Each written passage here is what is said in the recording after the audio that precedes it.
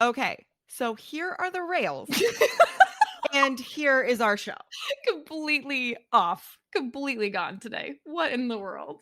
Derailed.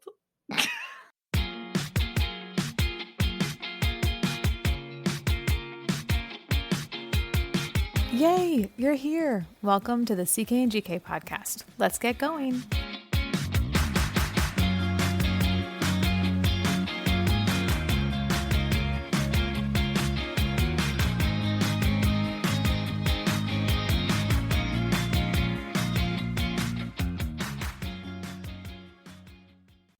Tuesday. Oh my goodness, I did not expect that at all. Are you kidding me? No. Oh man, that's hilarious.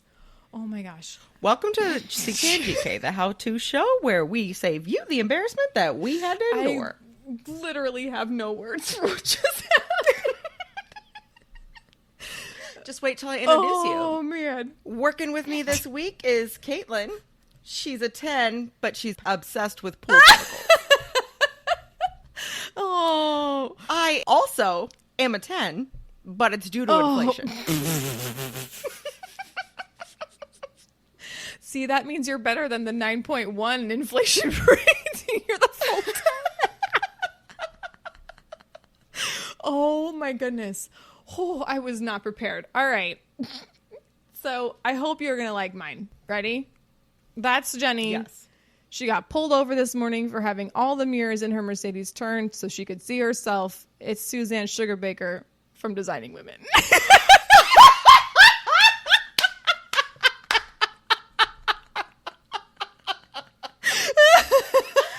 That is amazing. She says, I feel like I remember seeing her say this, but she's like, I got pulled over because I had all the mirrors in my Mercedes turned so I could see myself. And I'm like, what in the world? Okay, now, the actress who plays Suzanne Sugarbaker Delta Burke is Delta Yeah. Burke. Do you know who she's married to? I do not. Major Dad.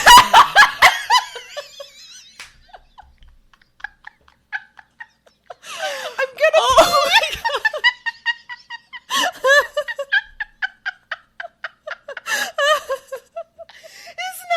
That's the best thing, right? Oh my gosh.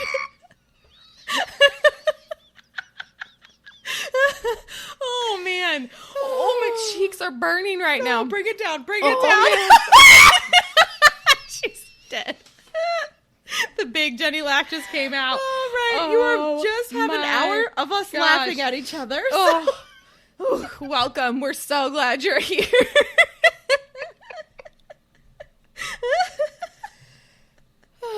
All right. Oh. Okay, I'm good. I promise. If you are not also dying with us, it's because you have not listened to enough episodes of our show.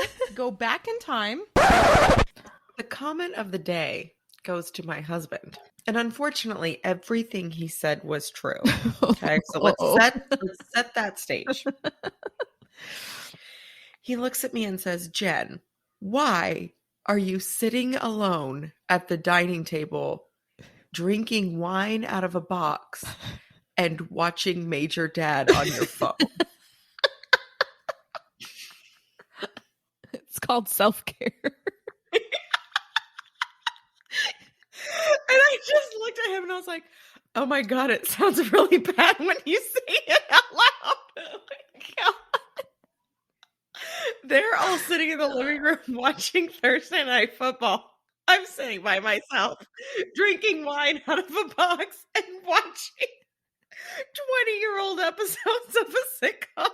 Major Dad. Oh, my But cheeks don't hurt. worry. I'm rewatching it. I'm on season 4.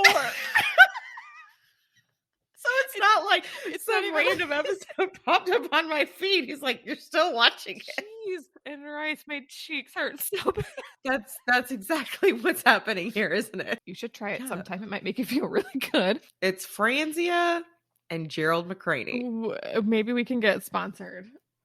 If you keep saying That will make my The husband. CK and GK show sponsored by Major Dad, which got canceled in 1993. No, by Francia. I'm not talking about. Oh, by Francia, that makes more sense. Talking about being sponsored by Major Dad. Okay, I'm good. I promise. All right. Let's talk sports. Let's talk about sports. Oh, so goodness. coming up very soon is one of my favorite things in sports. All right, let's hear it. The Little League World Oh Series. my gosh, it's middle schoolers and baseball all at the same time. Right? Okay, happy place. So, first off, did you know that the term Little League is like an actual league? yeah. There's a real Little League. So, like, let's say you happen to live in Austin, and they might be playing in the Austin Pony League Baseball Yeah. League. That's not the same as Little No, it's a League. different thing. It is a different thing. So there's a real Little League, and there is a real Little League World Series, and it's been going on since the 1930s. Really that long? That's crazy. Yeah. My nose is still running. And so, still. oh my gosh. I mean, it's so good. Come on, Oh, Delta Burke, Jared so McCraney, great. like, love Oh forever. gosh, I love it. They both have those great Southern accents. I mean, come on. I bet their kids have the best. You voices. also just did like what you just did was very Jonathan Van Ness with like the like head going side to side thing. So it just made me really happy. Okay, I'm good. Tell me about the Little League World Series. I'm here for it. I'm ready. Okay, so it's actually based in Williamsport, Pennsylvania. Okay. The Little League itself was started in 1939, and the first Little League World Series was in 1947. And the Major League World Series is not a world tournament. I think they call it that because there's Toronto, right? Toronto, like that's the reason it's international. Oh, it's like Right. yeah, it's like it's US and international, Canada, so it's it's basically the whole right. world. I mean, and to be fair, we do have many players from all over the world, but that does not mean it is an internet. Like it's international because we include Toronto, but otherwise, right. no. And there used to be a time where Montreal had a team. Yeah, the Expos. Okay, that's right. Because of the World's Fair Expo 67. Oh, nice. All right, but you didn't come to us for facts. Come on, you came to us to find out that Delta Burke's married to Gerald Right. McCraney. That's the thing you want to learn I think from us. loose facts is fair. We do have some facts. Loose Yeah. facts, fact adjacent, if you will. It's close enough. That should be the name of the show. All right, so It's close enough. fact adjacent, close enough. Yeah. All right, but the Little League World Series actually does include multiple countries from around the world. Yeah. And of the 74 series that they've had, 37 of them have been won by teams that are not the U.S. Oh, that's cool. I like it. Isn't that's that good cool? odds. Yeah. The country that has won the most, Uh-huh. that is not the U.S., Yeah. is the Chinese Taipei team. Oh, I would have guessed Japan or Korea because they have Right? Because big those are like baseball big leagues, baseball yeah. cities, but no, Taipei. Oh. So Little League World Series starts on the 17th of this month and ends on the 28th. And I have linked in the show notes a bracket that you Stop. can fill out. No, and we have to do Okay. it. Caitlin, I'll do it. Put your hand up and swear to me you're going to fill out a bracket for Little League World I'm Series. gonna fill out a bracket. And we will have a contest Lord. and see when we come back for after Labor Day, we'll talk about Yeah. who won their bracket challenge for Little League World Goodness. Series. Okay. I'm game. I'll do it. It will be a disaster and that is okay with me. I'm into it though.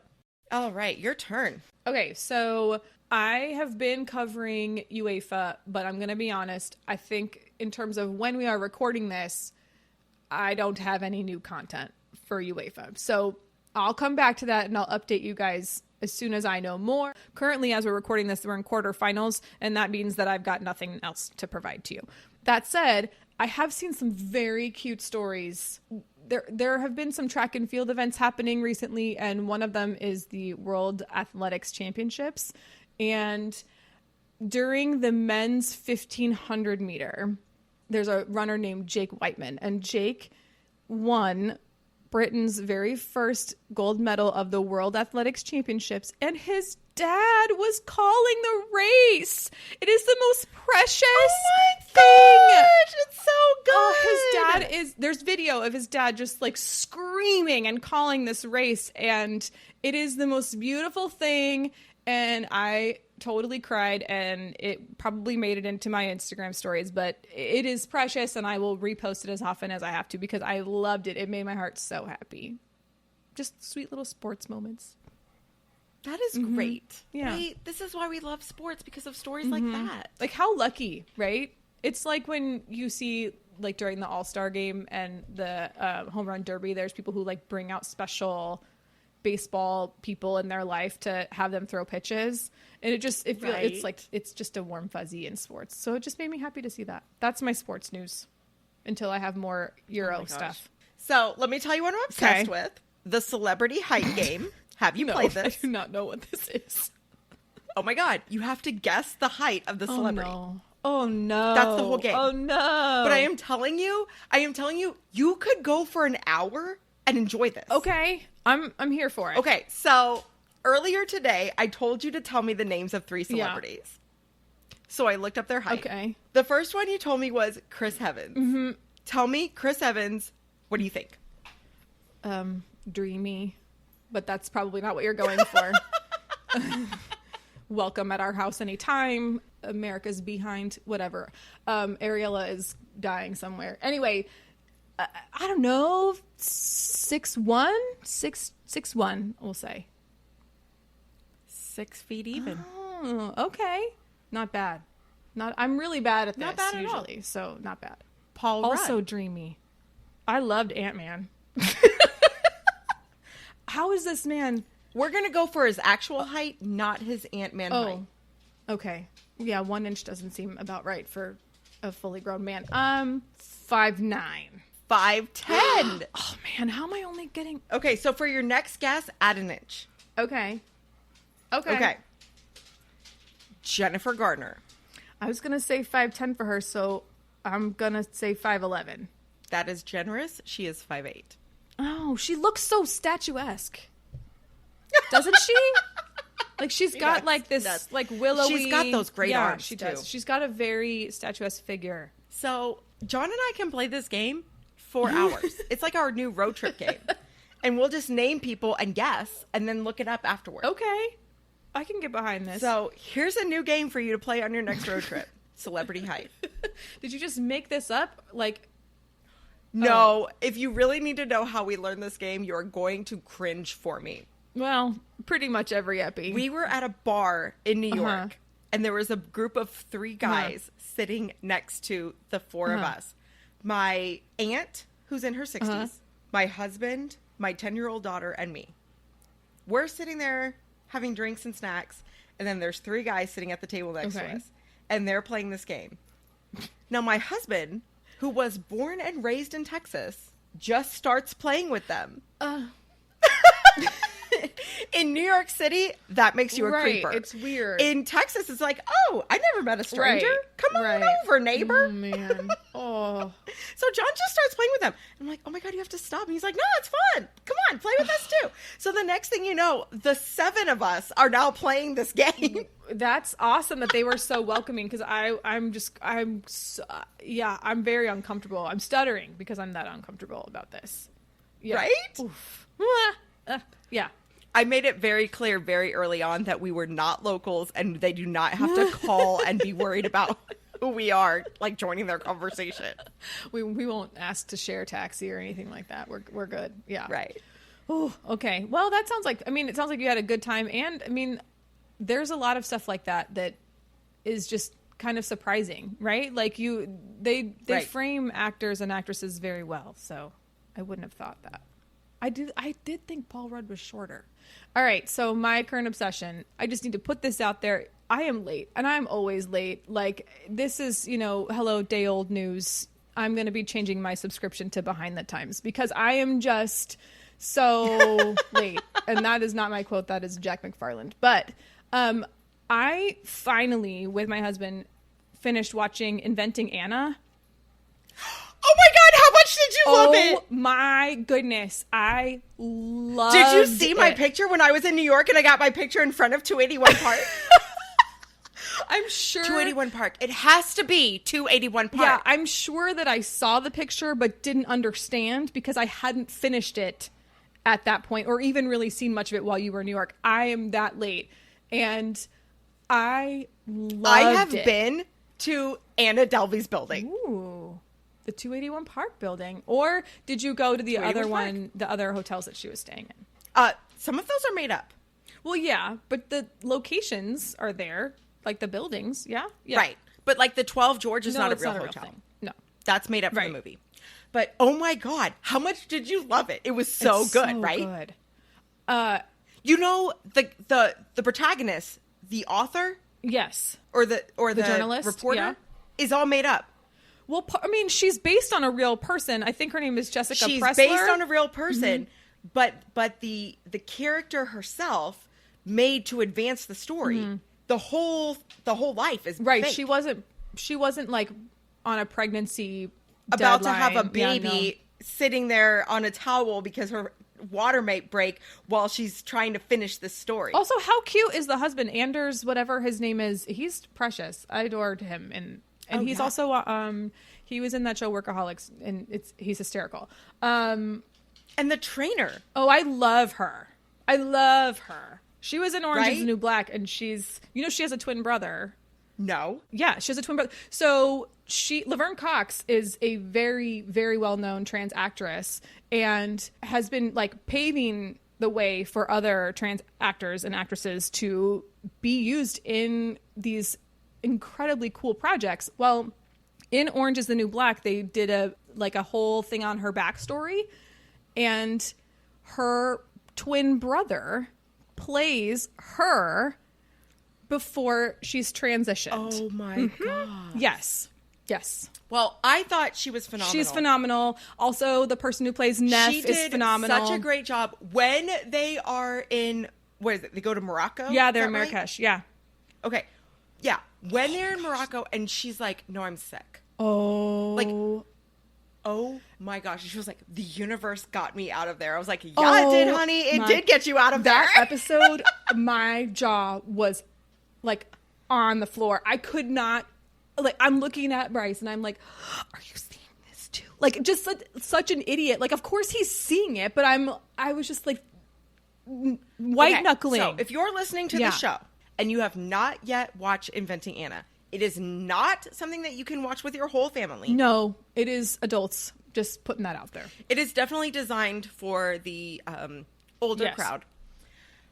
But it will totally mess with your mind. Oh my gosh, it's so It is good. amazing. I enjoyed it so much. Yeah. And that last episode, I was like saving man. it.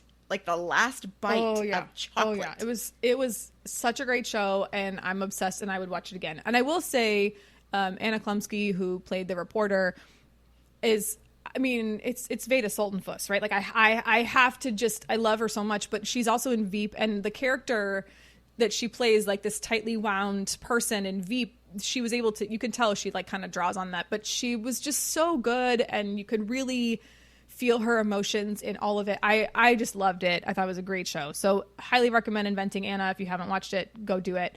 The other obsession that I have right now is completely on the opposite end of the spectrum, but it's Bluey.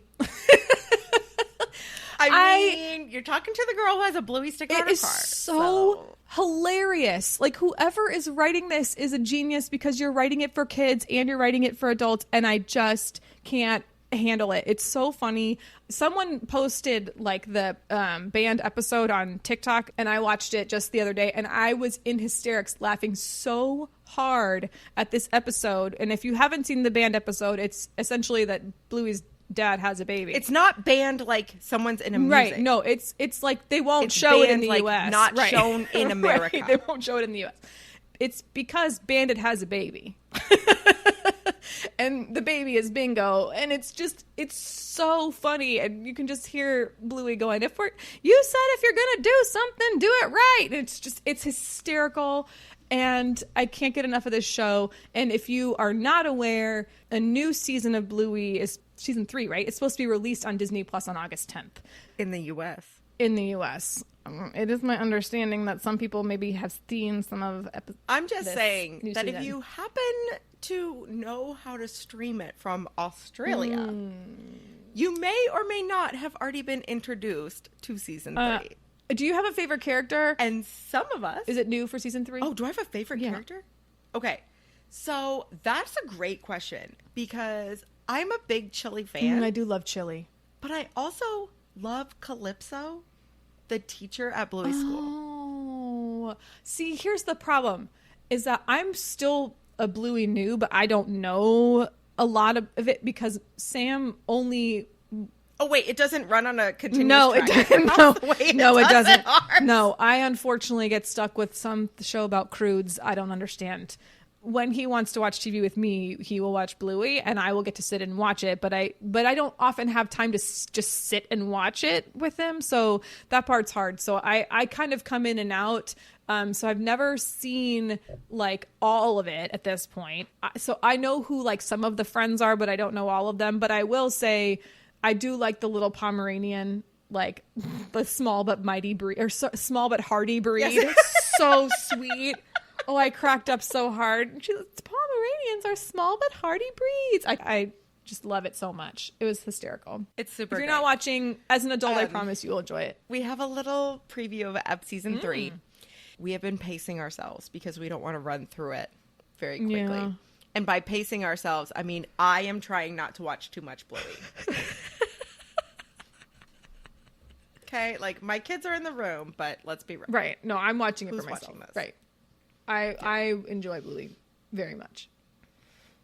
All right. Okay. Any gems? So I have 2 really great ones that both came out of my 3-year-old's mouth. I'm laughing because I know that I see the show notes and I see like what the knowing that just this like very brief 3-word summary. Here's the deal. I do not like to reveal to Caitlin what I'm going to talk about. So I write things in code in the show notes. So I'm laughing because I'm seeing 3 words. Right now it says Ray Liotta's dead, semicolon neutral. And then she says they both come from my 3-year-old. So I'm like, how is it possible that these things are good? How is this possible? Okay, so John says to me across the room, Ray Liotta's dead. Okay. And I say, no, Ray Liotta's dead? And Kit, on the verge of tears, says, Baby Yoda's dead? No. Oh, no. Oh, I could see how that would be devastating. Oh, my goodness. And we have to say, no, not Baby Yoda. Ray Liotta. Liotta. So R.I.P. Ray Liotta. Right, Like, that's a I sad have one. loved so much of his work. Me too. But also, like, long live Baby Yoda. Oh, my gosh. Baby Yoda. So the semicolon neutral part is I came home from getting my nails done. And I said to Kit, do you like my nails? And he said, they're gray. And I said, no, they're neutral. And he says, that's just another word for gray. I think every millennial on the planet is like, yep, it is neutral, right? What's the thing that like some designer was like, well, I can tell if you're a millennial already because everything in your house is gray. Like you have gray wood look tile and gray walls. And I was like, excuse me, first of all, I think it looks nice because that is exactly what my house looks like on the inside. And I feel like my nails are like more on the taupey side and not so much gray. Yeah. I like that color for, especially like in the fall, I really like to have like browns and other neutral colors. Right now, mine are blue because apparently Bluey is making its way into my nail salon. But I know, right? We also have to do the dance whenever we start the show. Like I have to dance until, Oh my gosh, until I they're love like, it. Mom, and then you can, So Right. that's Thank goodness Mom gets out right. first. That it perfect. Makes it easy for me. It means I'm not out of breath when the show starts. Anyway, Mom knows what she's Right. doing. Chili's smart. If I get out first, I don't have to dance. Exactly. All right. Exactly. So on that same note, my gem comes from Bluey and my son. So we're watching it, And it is the episode with the Pomeranian.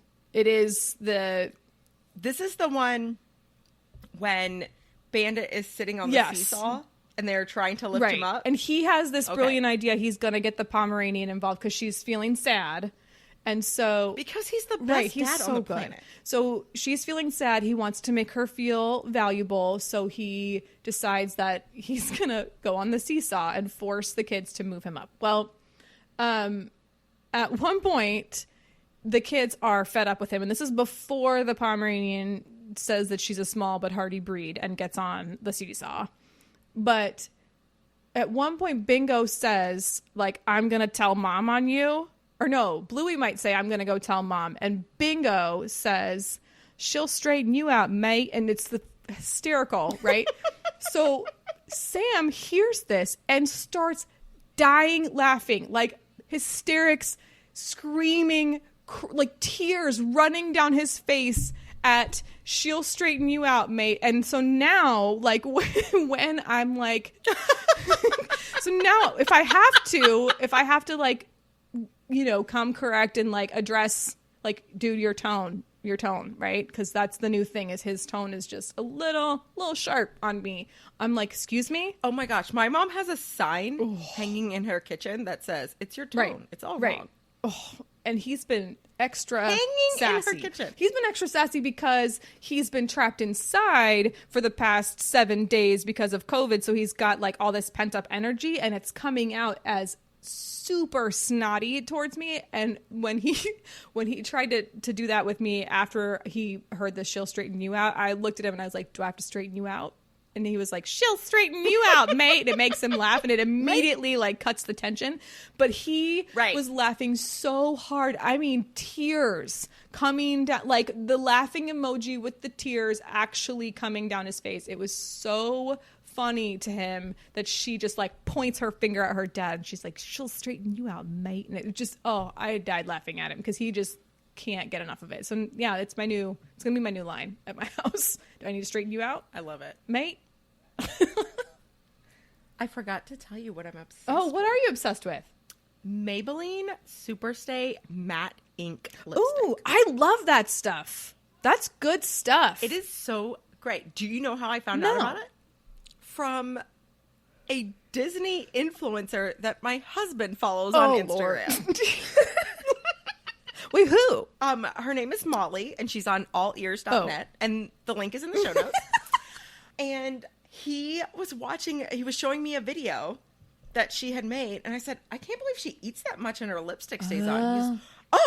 She posted what kind of lipstick she wears. I appreciate that she's wearing drugstore lipstick because, let's be real, that's what I can afford. But I love that stuff. So I went with the color called Lover. It's kind of a warm pink, and it's kind of like, which is a color that I wear a lot. Like mauve-ish a little bit too. Like it's mauve-y is very good. It looks good on you. It stays on forever. Mm-hmm. I am going to put an asterisk with that because it stays on forever. You can't take it off. Right. You can't take it off. It is hard to get off. If you rub like a little bit of like coconut oil or something, that helps break it down. Lotion, if you don't have it, like that helps. I wouldn't say it is the most effective. I have that same stuff in red. That's my red lip stuff. You need to be careful if you put chapstick on, because if you put chapstick over it, it will smear, and it will smear in a way that does not look good. Clown makeup. I looked like the Joker. It was not a good look. You know, like there's some, I'm picturing the cartoon. It's from Monsters Inc. When the scream extractor gets put on that monster, and it's like, it makes his lips really puffy. Yes. That's what it looked like, except it was red, and it did not look good. So, and it will smear onto your teeth. Not cute. So don't put chapstick over it. Just like, reapply a little bit and like use that to give your lips a little bit of something, but don't put chapstick over it. It will smudge. Unless, of course, it's Halloween and you are looking for an easy costume. Fair. Clown paint, no problem. But it will also be hard to get it off your skin. It is a mess. Do you know one year for Halloween, my dad decided to go as the Hulk? Nice. And rather than buy green body paint because he was in college, and just imagine like any boy in a frat in college, and that's my dad. Yeah. He used green food coloring to make him the Hulk. Oh, no. So he was the Hulk for like 3 or 4 I was going to weeks. say, like, you that's a long... Until right, Thanksgiving. Exactly. He's like not the Hulk. No, that's so bad. That's... But also, like, that's classic college Right, for it's you, total- right? Like, yeah. oh, I didn't get body paint. I just got green food Right. coloring. No big deal. Oh my gosh. When I was a kid, I was in a Christmas something or other, some sort of Pageant. I don't know, play or whatever. Yeah, exactly. Well, I don't know if it was a pageant. I just know that I had a red nose because I was a reindeer. And I remember my mom scrubbing that off my nose for forever. And it's red. So like, and I have that kind of skin where like I'm going to turn red the minute that anything gets like rubbed onto my face. So I don't know how long she scrubbed, but I remember it being a long Caitlin, time. the red-nosed Pretty sure I reindeer. had like no skin by the time she was done. It was rough. Anyway. All right, y'all know CK and GK love to support fellow indie podcasts. So here's another show you might really love. Hey everybody, I'm Jess. And I'm Ebony. And we are the Gruesome Twosome Movie Review Zone. We are about the wacky, the wonderful, The weird, the strange, the unusual, the gore, the actors, the connection, theatre, the passion, the love. Pretty much everything that Comes film with film. represents. Yeah. But if it's on a screen, we are there. We are reviewing. We love snacks. We love people. We love love. We and just love film. We love film. So come join us on the couch. If you're as crazy as film as we are, come join us and have a good time with us. See you soon, my loves. Bye! Thanks for listening to our friends. Back to the show. What are we learning today? Okay, so today is part 3 Okay. in our You Are Getting a New Job Oh, series. yay. Okay. Caitlin, you taught us about revamping our resumes. And cover letters, yes. Writing cover Yes. letters. And today, we're going to talk about interviews. Oh. So I have drafted some of the very common questions that are asked in interviews. And then I have linked answers from places like the Harvard Business Review on how you should answer these questions. Okay. So you're going to fake interview me, and I am going to talk about how you should answer these questions. Oh, I like this. Before we start, I'm going to tell you my overall strategy for interviews. Are you ready? Go Be for it. likable. The end. Be personable, because it's like that whole you hear it a lot in teaching, and I can't remember if it's Maya Angelou, it's somebody's quote, but it's like they'll never forget they'll never remember what you taught them, but they'll never forget how you made them feel. How you made them And feel. that is, you need to do that in an interview. Like, even if you don't nail these questions, if you are personable and likable, that is always going to be a good start. Because then even if you don't get the job, they'll feel bad. They'll say like, we really liked you, and you're more likely to get feedback and all that stuff. And they might even consider you for a different position or come back to you later. So just putting that out there. That's my strategy. But are you ready for me to interview you? And they have your resume. Yeah. And they have your cover Right. letter. So this is let me pull back the curtain on this a little bit. Interviews are mostly about culture fit. Absolutely. Do they think that you will join their team well? Right. And we're going to get to this, I'm sure, but just like they're seeing if you're a good fit, you also need to see if like they are a good fit for you. And there are questions that are very targeted that you can ask that will give you insight into those particular cultural things that you need to know. All right. Absolutely. If you're not interviewing them while they're interviewing you, you are wasting an opportunity. Absolutely. I think that was the thing that when I was saying how nervous I was for an interview, I think it might have been my like hiring resume coach who was like, Yeah, but also don't forget that you want to make sure that they fit what you need also. So that kind of takes the pressure off a little bit for me anyway. Are you ready for me to interview you though? Here we go. All right, here we go. First of all, tell me about yourself. All right. So this is the question, just like in your cover letter, Caitlin, where you get to tell a story. And if you don't have a great beginning, a riveting middle, and an end that actually pulls the interviewer in and makes them root for you, you haven't answered this question well. This is the question that you can rehearse. Because it doesn't matter where you're interviewing, someone is going to ask you a version of this question. That's true. During your answer to this question, you want to talk about your training academically. Okay. Your passion for whatever it is that you're applying for, and how your current work experience is going to make you a great fit for this job. Pick a specific situation, a complex project, or something that you were working on that's exciting, and turn it into a story. Okay, but I hear tell me about yourself and I'm like, okay, I like dogs and the color green. And also, I'm this many years old, which I'm not going to tell you guys. And I hear. But those are great things to include. You can say, I'm a teacher with 12 years experience. I hold a master's degree in educational leadership, and my favorite color is pink. But that's not what you're asking me. What you want to know is my experience in this field and how it's going to benefit you. Nice spin. I liked that. That was good. But tell them your favorite color. Why not? Yeah. Like you said, be likable. Yeah, you gotta leave some sort of impression that you're a human and not just a robot who practiced a bunch of answers. So there's that. I like that. Okay, next question. How did you hear about this opportunity?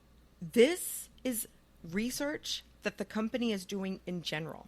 They're not necessarily interested in you as a person as much as they are finding out how their listings are getting out to the world. Oh. They want to know from you, are you interested in their work as a company? Are you interested in this specific role? Or do you have an insider with whom you want to work? Oh, like I see. Right. That's interesting because I feel like so many people are quick to go to, job search sites, and there's so many of them at this point. But really the things that get you interviews are connections. I feel like you have to know someone to get any kind of consideration for an interview, because more often than not, at least for me, my experience was apply, follow up, get ghosted. Unless I somehow made a personal connection to the person who was the hiring manager. Well, and if you have a personal connection, even if the person who's interviewing isn't that person, drop their name and talk about your experience with them. Make it work related. Because they might not know that you have a personal referral. That's true. And if you can... Right? They may have gotten your name on a list of interviews that they have for today, and you get to say, well, Caitlin just speaks so highly of this team. Yeah. And she and I have been friends for so long that I'm going to trust what she says. And if you can maybe make it work related, you should. If you can somehow bring it back Absolutely. to the workplace, do that for that connection. If you found this opportunity yourself, talk about what in the listing actually caught your eye. Is it one of the responsibilities, or is it a value of the company that aligns with yours? Try and make it personal if you were just applying out of the blue. And finally, if you were actively recruited for this role, again, don't assume that the person who's interviewing you knows that. Ooh. Say, when so-and-so called me to discuss this position, I was super excited because of X, Y, and Z. I like that. Good call. Telling them that you've been sought out to apply, that's a big deal. Right. Highlight that. Highlight that. Why wouldn't you? Right. Okay. So why do you want this job? This is a great question. This is when you actually get to ask for the job. And anybody who's training anyone on interviews is going to say, you have to ask for the job. You have to ask for the job. This is your opportunity to do it. You need to have a great answer for this question. And again, this is something you can practice. Because this question will be asked in some form or another. It might be, why do you want this job? Why are you a great fit for this job? Why should we choose you over other candidates? What makes you a good fit for our company? All of those types of questions can be answered in the same way. Talk about why you love, why you're passionate about, why your journey has led to the role that you will be filling. I like that. I have always been passionate about teaching, and I love the revolutionary work that you're doing to provide life and breathe new energy into our profession. Ooh, that's a good one. I got a little goosebumps over here. Well done. See, I'm just so fancy. It doesn't feel like overly fancy with what you're saying, right? Like it doesn't feel pretentious. It feels like you're flattering, but then you also are going to, in what you just said, you're going to provide evidence that what they are doing is revolutionary. You're not just going to say, because then that's, to me, that's one of those, I used to call them rainbow statements with my students. They look beautiful, but there's nothing to grab onto, so it's going to disappear and not mean as much later on, right? So you have to provide a little bit of meat behind that in order for someone to say, okay, yeah, they're not just blowing smoke. They're actually in tune with what we're doing here. So that goes into do your homework. Right. Absolutely. If you are not intimately familiar with the company, you are not ready to interview with them. Do not come to a meeting without having looked up the person who's going to interview you on LinkedIn. If you don't know their name, that's okay. You can skip that step. But if you do know their name or their names, look them up on LinkedIn. Also, spend time visiting their website. They're going to post what they're proud of. They're going to hold up the values that define them as a culture. Match your values to theirs. And if it doesn't match, maybe this isn't the position for you anyhow. Remember, you're interviewing them just as much as they are interviewing you. That LinkedIn thing that you just mentioned, I think a lot of people are afraid to look someone up because LinkedIn will tell you, hey, someone looked at your profile. I would argue that that's actually a strength. Because because it tells that person that you're doing your homework.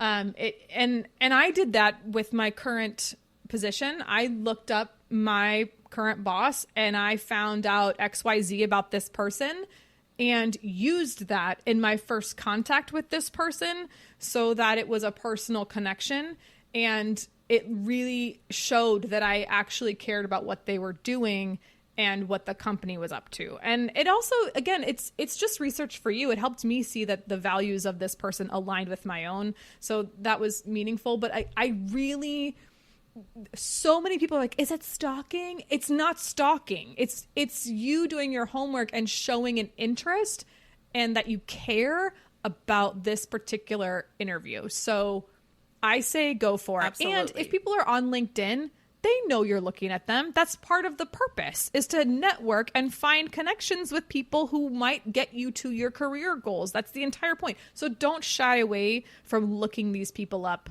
on LinkedIn. Okay. All right, here we go. How do you deal with stressful situations? All right. So the first part of this question is recognizing that stressful situations are a part of any job. Absolutely. If you don't punctuate your answer with knowing that stress or pressure is going to be a part of any role, you haven't answered this question as well as you could have. I know that stress is going to be a part of any position, but let me tell you how I deal with it. I have become very good at documenting my progress through a project so that if I do get distracted by other things that come along the way, I know exactly where I left off and am able to pick up as if nothing else had happened in the intervening time. You want to make sure that you are actually explaining a situation where you were put under pressure and how you came out on the other side. Because this also sets you up for success in another question that they're going to ask you later. Ooh, that's interesting. I think coming prepared with an actual stressful situation is going to be key here, because you know what you did in that situation. And maybe it was sit in a corner and cry for a little bit, but then you picked yourself up and you kept going. So absolutely having a story in your pocket here is going to be key. Now, to your point, Caitlin, is it okay to say, well, I sit in a corner and cry, but then I pick myself up Right. and I go ahead Right. and look back at my Right. notes and say, all right, Jen, you've got this. And one of the things I'm really good at is documenting my progress. You can say that because, again, what's the goal here? What's your number one rule, Caitlin? I mean, be personable, be a human, be likable. Absolutely. Right? Be likable. Right. Is it okay to say I sit in a corner and cry? Absolutely it Sure. is. Everyone will Yep. laugh. Everyone's going to be okay with that because it is something that everyone does at some point. They all freak out and stress, and then you just have to take a deep breath and come right back to it. So being a human and showing that you are one is not a weakness in this situation. How about the are you a team player? How do you work as in a team question? The answer to this question has to be I love working with others.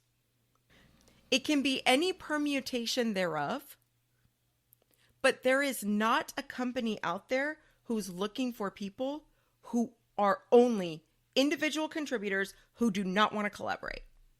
Collaboration is a 21st century skill, and you have to show that you've mastered it. Now, if you are the introvert who enjoys the quiet work and independent work, you can say, I like being a blend of both an individual contributor and a team player.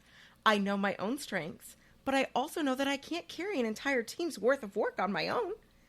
And I like to work with others to get diverse opinions, reach out for feedback, and really grow as an individual contributor the way I only can by working with others. Ooh. Wow, that was good. I like that. I wish I could say these are my answers. Again, I'm going to Harvard. I do think that you can't say like I hate other people. I mean, and you know, You can't. There is only one answer here. If you want to point out the things that you are good at in a team, that's totally okay. Being specific and saying, you know, I'm really good at figuring out what the pieces are that need to go into this final project and assigning those to others. You can say that. You know, it's a nice way to say bossy, right? You can do those things. Right. But what's not appropriate is saying, just let me do it by myself because I'm better at it than everyone else.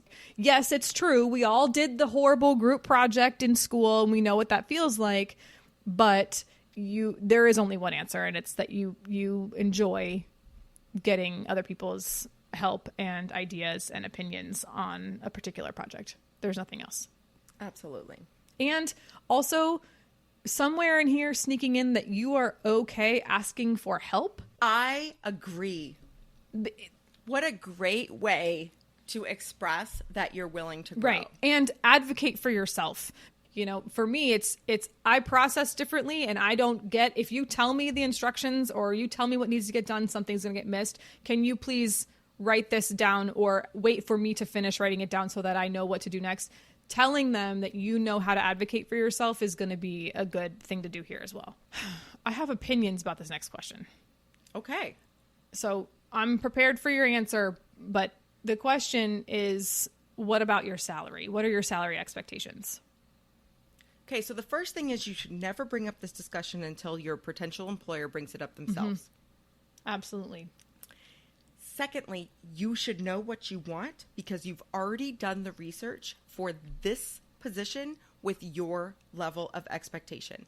And that's looking at vault.com, Fishbowl, Glassdoor, those types of sites, and really thinking and looking deeply at yourself and your experience and figuring out what the range is for your part of the country. After that, you can talk about a range. Do not offer a number lower than you are ready to accept. And I would argue you maybe should shoot a little bit higher than what your bottom line is. Because you need to leave wiggle room for negotiation. This is something that in particular I feel strongly about for women.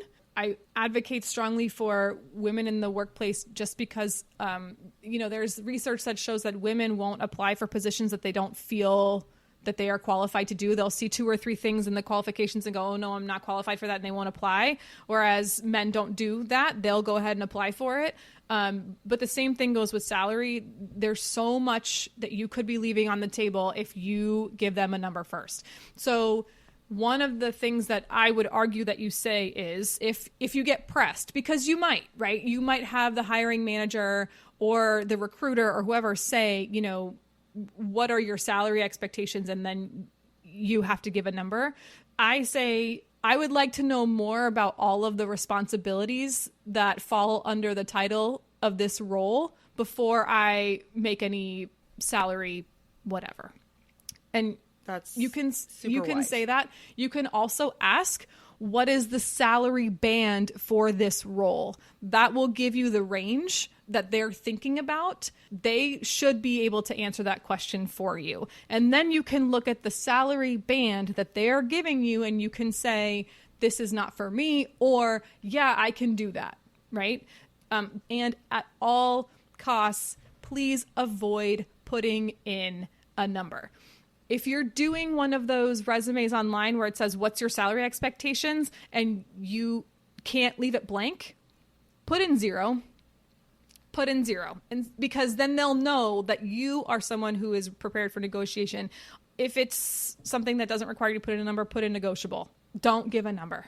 And I agree. I just think that if you're a company and you're not putting that information out there, the salary band out there right away, I believe in transparency. I think that we all should be talking about it and sharing it, so it doesn't make sense to me. But again, don't bring it up in your first interview. Save it for later. Yeah. Sorry. I feel strongly. Don't bring it up. I feel very strongly about that particular. No, don't bring it up. I actually just was helping my sister. My sister just took on a new role, and I'm super excited for her to start this new role. But this salary thing was a discussion that she and I had over the course of a few days, trying to ensure that she used the right language in that particular discussion, because it's a big deal. You have to know what you're worth and be prepared to walk. Make some waves. Right. And be prepared to walk if it's not what you're worth. Yeah. We can go into a whole thing about salary. That could be an entirely different discussion. That's a completely different episode. episode. We could do an entire episode on it. And maybe we should, but there's that. So my next one is, what can you bring to our company? Okay, so this question is why should we hire you? What makes you special? What can you bring to the company? This is where they want to know more than just what's on your resume. That information is already available to them. They want to know how your unique set of experiences and skills fit their unique set of problems and challenges. So real quick, is this the strengths question? Is this the what are your strengths question? Or is this different from that question? This is different than that. This is the listen to what we've already said today question. Okay. This is the how can you connect what we've said about our company and what experiences and challenges we have to what experience and expertise you have. So this is when you say, well, in the interview earlier, you mentioned that you're looking to expand your market. I have connections in small business, having worked in one for quite a while, and I understand what the needs are of a company that hires less than 25 employees. Okay. I heard that you're looking to break into the public school systems. My experience in public school has shown me I know exactly who to talk to at each campus. I love that you just said, I heard you say in that, because anytime that you can demonstrate that you're listening to what they are telling you in the moment, that's such a strong skill. And reflecting that back, it's validating, right? Anytime you can validate, not only does it show that you're a good listener and that you're a good team player, but also it shows that you are someone who is personable, because you probably have that same skill to validate in your personal life, right? And you saying, I heard you say that you need this. Wow. That's powerful all the time. You can take that and use it with your kids, right? I do that all the time with my child.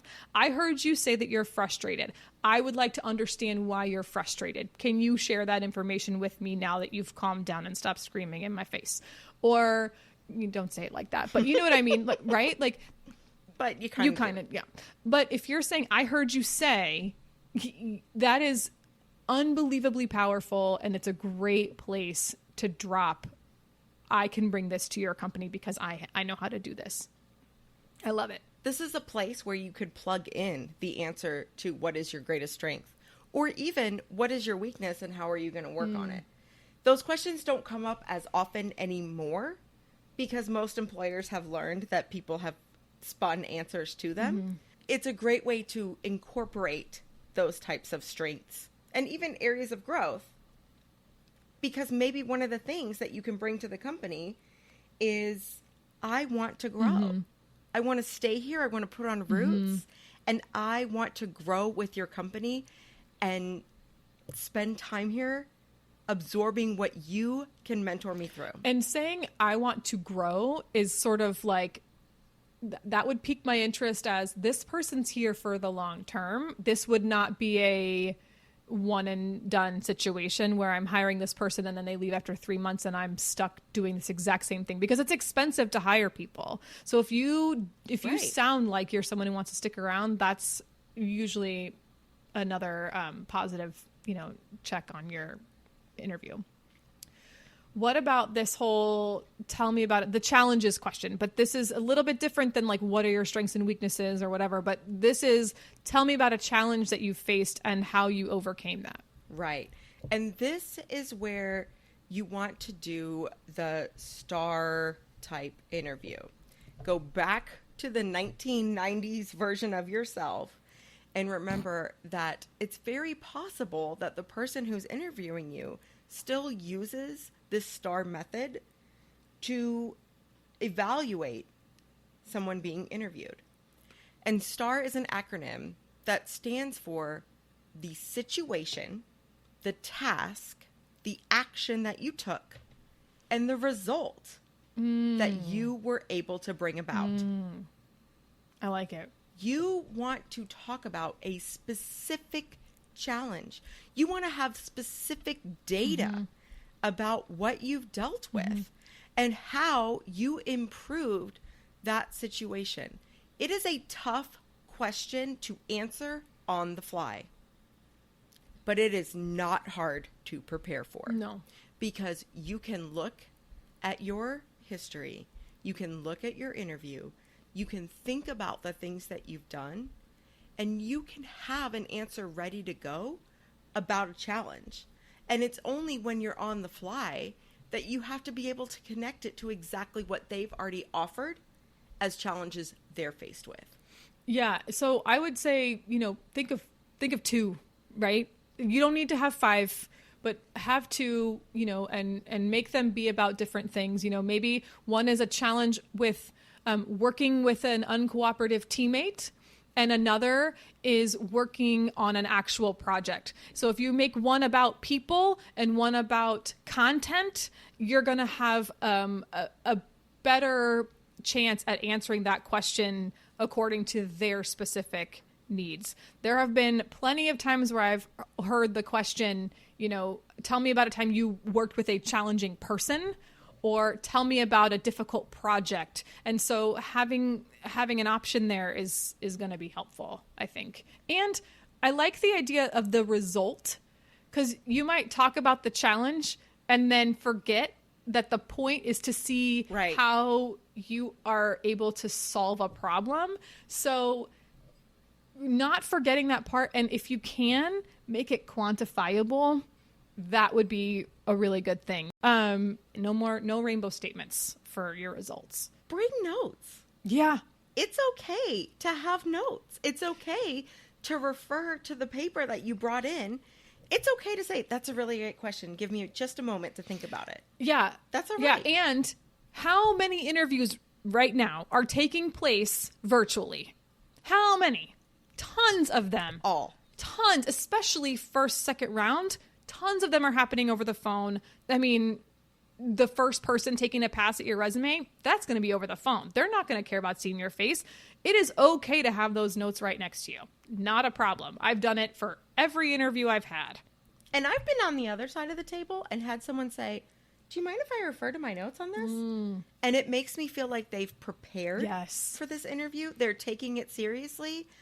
And I look at them and say, absolutely. I'm so glad that you came in prepared. And I hope that if you were to join our team, you would spend the same amount of energy preparing for a meeting. I like that. Okay. All right. The last one is always, this is a great way to leave a lasting impression right here. But it's the, do you have any questions for us? Do not ask about salary. Don't do it. Nope. And the answer is not no. Yeah. It's never no. Even if they have answered all of the questions that you had coming in and you say, wow, this was a really great meeting. I'm not sure that I do. No. Wow. This was a really great meeting.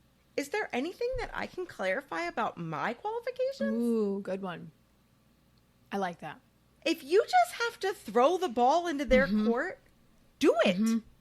But there's tons of questions that you can ask. In the show notes today, I've linked a couple of places that go over 60, 70, 80 different questions that might be asked of you, including this one.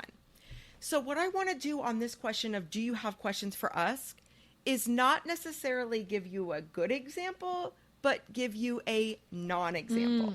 Okay.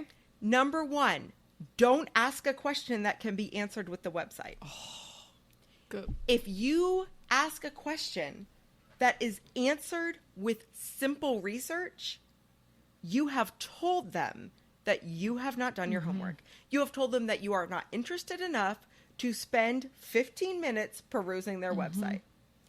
I have been on the other side of the table. Caitlin, you were in this room. When someone asked questions about things that were on the homepage of our organization. Yeah, it was bad. The homepage. And this was a virtual interview. The individual could have had our homepage open on a different device. It doesn't feel good. Yeah, that's a good point. What else should I not do? You should not ask about benefits. That's part of the negotiation. Right. Just like salary, don't ask about vacation time. Don't ask about the trip that you've already got.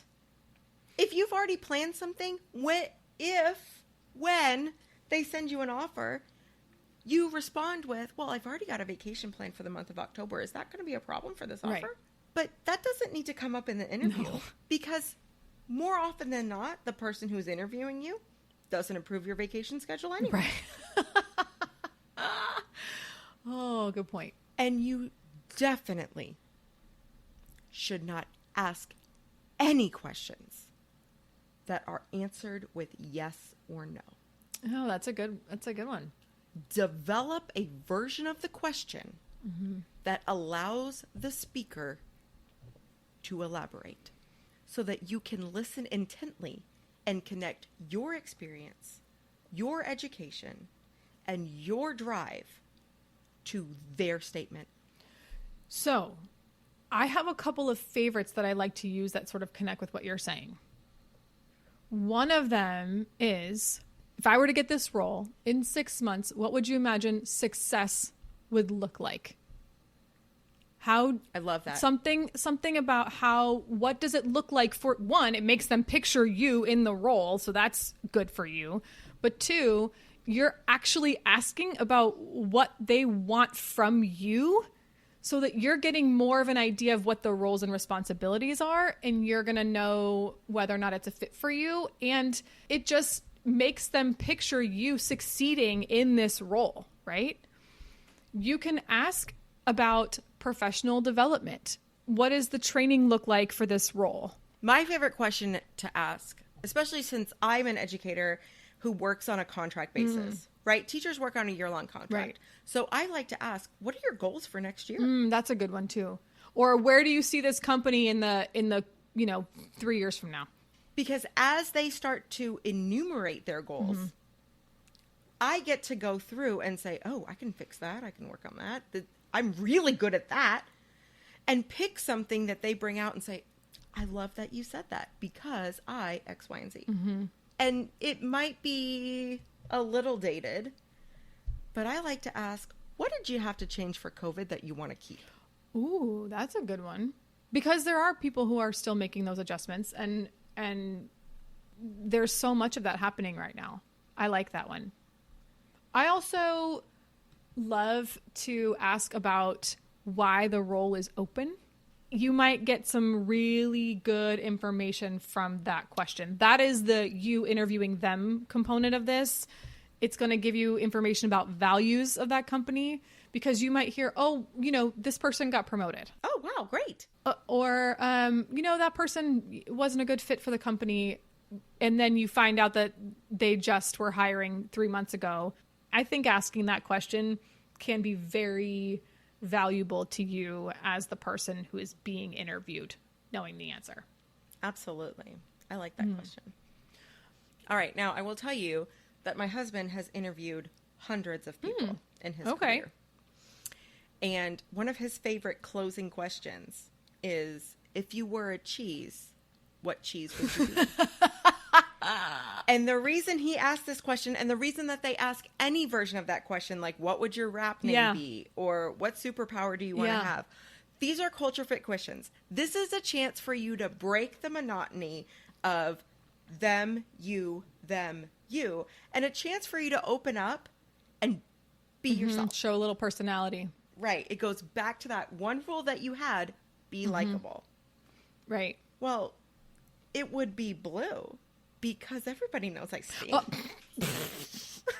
I was going to say, sweet dreams are made of cheese. Who am I to disagree? Right? Hey! Well, it'd be Gouda, because I'm good at this job. There you go. Yeah, and I think sometimes there are those weird personality questionnaires. Those to me are red flags. But a question like that is also seeing if you are able to answer something on the fly, right? Like, it's weird. It's a chance for you to break the ice. And are you ready to jump into a team that has a culture of, well, today we're just going to name our favorite cheeses. Right. It's like, I'll say stuff like, listen, I'm funny. And like, you can say something ridiculous and totally be okay with that. It will be good for you to gauge their reaction to you as well, right? If you say, listen, I'm funny, and then they don't laugh at what you say, then you might know, oh, okay, I made it awkward and this isn't going to be a good fit. They don't get me, right? So something to think about. My favorite example of that of all time was I had someone applying for a job where one of the questions on the application was, do you have a sense of humor? And they wrote, no. Get it?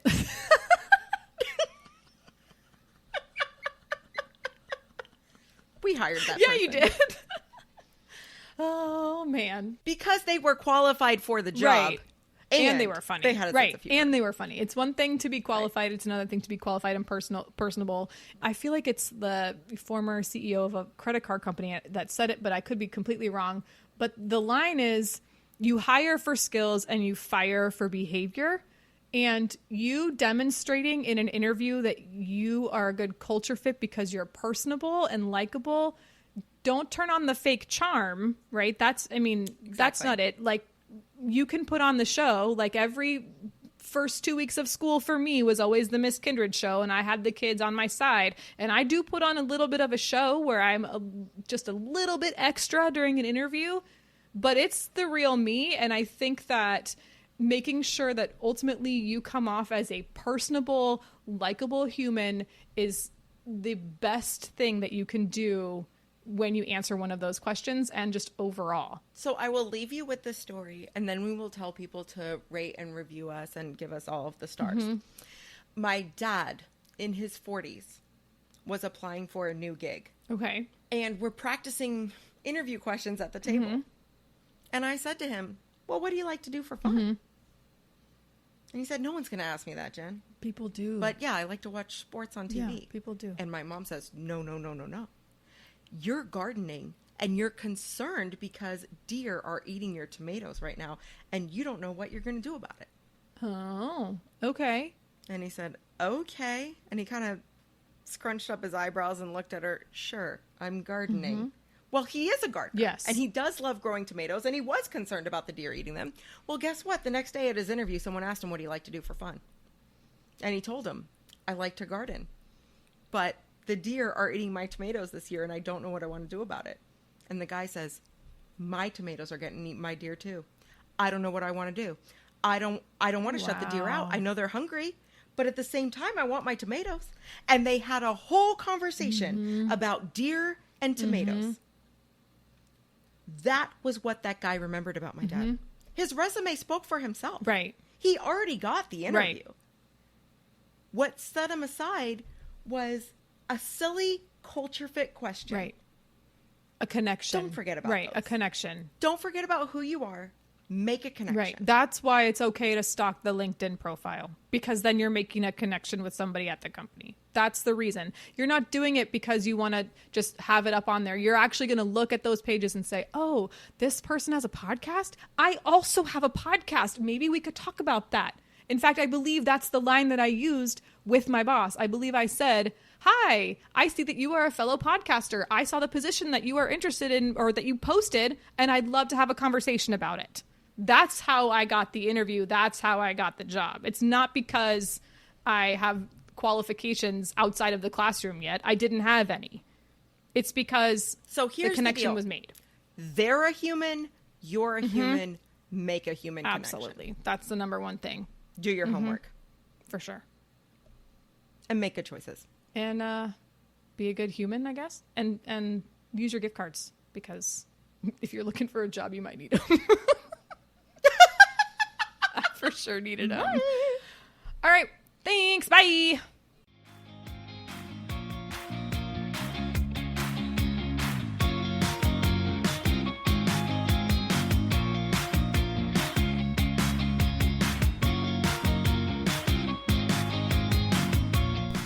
Hey friends, thanks for listening to the CK and GK podcast. Find us at CK and GK podcast on Instagram and Twitter, and rate, review, and subscribe on Apple Podcasts, Spotify, Good Pods, or anywhere else that you pod.